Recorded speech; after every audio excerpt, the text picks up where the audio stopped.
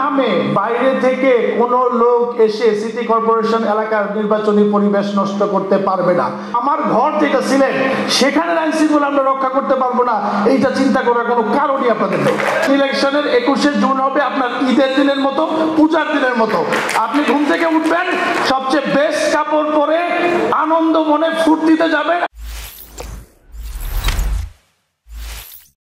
ভোটের নামে বাইরে থেকে কোনো লোক এসে সিটি কর্পোরেশন এলাকার নির্বাচনী পরিবেশ নষ্ট করতে পারবে না।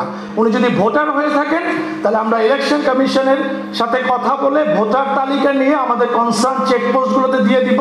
শুধুমাত্র ভোটার যারা, তারাই ওই দিন সিটি কর্পোরেশন এলাকায় আসতে পারবেন। আপনি দলে দলে আসবেন, এসে ভোটের পরিবেশ নির্ধারণ করবেন ভোটারের নামে, সেই বিষয়টা কিন্তু করতে দেওয়া হবে না। আমরা ইতিমধ্যেই শহরের 11টি পয়েন্ট সিলেক্ট করেছি, যেখানে আমার 7টি থানা থেকে সিটি কর্পোরেশনে আসা এবং যাওয়া যায়। সেই জায়গাগুলোতে আমাদের ভোটের দিন চেকপোস্ট থাকবে এবং আমরা শুধুমাত্র যথাযথ ব্যক্তি এবং যথাযথ অনুমোদন প্রাপ্ত যানবাহনকেই এই শহরের মধ্যে ঢুকতে দিব।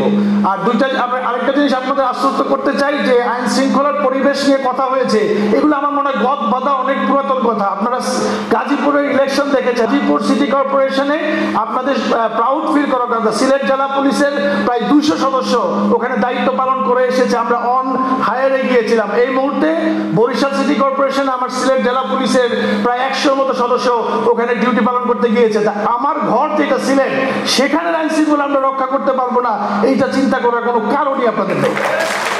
এটা যদি চিন্তা করে থাকেন, তাহলে এটা আমি মনে করবো যে খুবই দুঃখজনক। বুঝতে হবে, চিফ ইলেকশন কমিশনার মহোদয়, ডেমোক্রেসির সবচেয়ে বড় বিউটি হচ্ছে ভোটের মাধ্যমে ক্ষমতা পরিবর্তন। সেই চিফ ইলেকশন কমিশনার মহোদয় যদি আপনাদের সামনে আসেন, তারপরে যে প্রশ্নগুলো করছেন, এগুলো আসলে আপনার সিলেটের প্রতি মানায় না। সিলেটের মানুষ অনেক মেধাবী, অনেক জ্ঞান সম্পন্ন এবং আপনারা সহনশীল রাজনীতির একটি চরম উদাহরণ। আমি মনে করি এই সিটি কর্পোরেশন ইলেকশনের 21শে জুন হবে আপনার ঈদের দিনের মতো, পূজার দিনের মতো। আপনি ঘুম থেকে উঠবেন, সবচেয়ে বেস্ট কাপড় পরে আনন্দ মনে ফুর্তিতে যাবেন, আপনার যাকে ইচ্ছা আপনি তাকে ভোট দেবেন। পোলিং এজেন্টের অনেক বিষয় নিয়ে কথা উঠেছে, এটা প্রতিবারই শুনি এবং প্রতিবারই বলি। আপনি যদি জনগণের কাছে না যান, যদি সংশ্লিষ্টতা না থাকে এবং আপনার পোলিং এজেন্ট আপনার যদি বিশ্বস্ত না হয়ে থাকে, ডেডিকেটেড না হয়, সে যে কোনো অজুহাতে ভোট কেন্দ্র থেকে বেরিয়ে যাবে এবং ব্লেমটা দিবে যে আমাকে বের করে দেয়া হয়েছে। এটা আমরা অতীত নির্বাচনে অনেকভাবেই দেখেছি। ইলেকশন কমিশনের সচিব স্যার অত্যন্ত অভিজ্ঞ একজন কর্মকর্তা, উনি প্রত্যেকটা প্রশ্নের উত্তর যেভাবে দিয়েছেন, আমার মনে হয় আর কারো কোনো প্রশ্ন থাকার কথা না।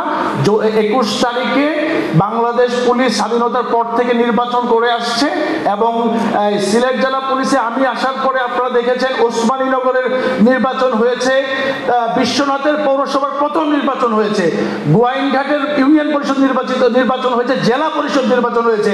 এবং আমি মনে করি যে আইন শৃঙ্খলা রক্ষাকারী তথা সিলেট জেলা পুলিশ এবং মেট্রোপলিটন পুলিশের দক্ষতা এবং নিষ্ঠা নিয়ে ইলেকশন কমিশনের কোনো সন্দেহ নাই, আপনাদের কোনো সন্দেহ থাকার কথা না।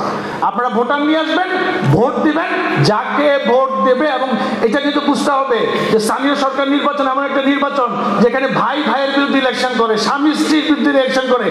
আপনি ভোট দিবেন 21 তারিখের পরে 22 তারিখ কিন্তু পৃথিবী পরিবর্তিত হয়ে যাবে না। আপনি একই লোকের সাথে, একই ভাই বোনের সাথে, একই সাথে থাকবেন। তো সুতরাং একটা দিনের জন্য এমন কোনো পরিবেশ তৈরি করবেন না যেটার জন্য আপনাদেরকে সারা জীবন পারিবারিক শত্রুতা, আত্মীয়তা শত্রুতা, বন্ধুত্বের শত্রুতা, আপনি এই লোকটার সাথে থাকবেন। আপনি মারা গেলে এই লোকটাই আপনার জানাজায় আসবে বা শ্মশানে যাবে, অন্য কোনো লোক কিন্তু বাইরে থেকে আসবে না। সুতরাং এইটা মেনটেন করবেন।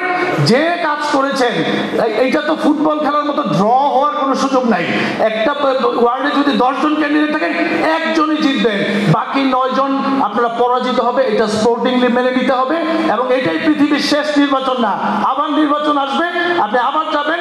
যদি মনে করে থাকেন ভোটাররা আপনাকে গ্রহণ করেনি, তাহলে find out the self falls, কি কারণে আপনাকে নেয় নাই, ভবিষ্যতের জন্য প্রস্তুতি নেন। আর আমি একটা বিষয় নির্বাচন কমিশনার, প্রধান নির্বাচন কমিশনার মহোদয় এবং সচিব স্যারকে বলবো, স্যার যে 15টা ওয়ার্ড নতুন হয়েছে, এখানে কিন্তু প্রায় 1,66,000 ভোটার আছে, which is kind of 30% of the total voter. Sir তারা কিন্তু এই প্রথম মানে মেম্বারের পরিবর্তে কাউন্সিলরকে ভোট দিবে। চেয়ারম্যানের পরিবর্তে মেয়রকে ভোট দিবে। তো এইটা স্যার একটু ইন্টারেস্টিং ফ্যাক্টর আছে। এখানে আমার মনে হয় স্যার আপনাদের এডুকেশন করার ফোকাসটা আরো বাড়াতে হবে শহরের চেয়ে।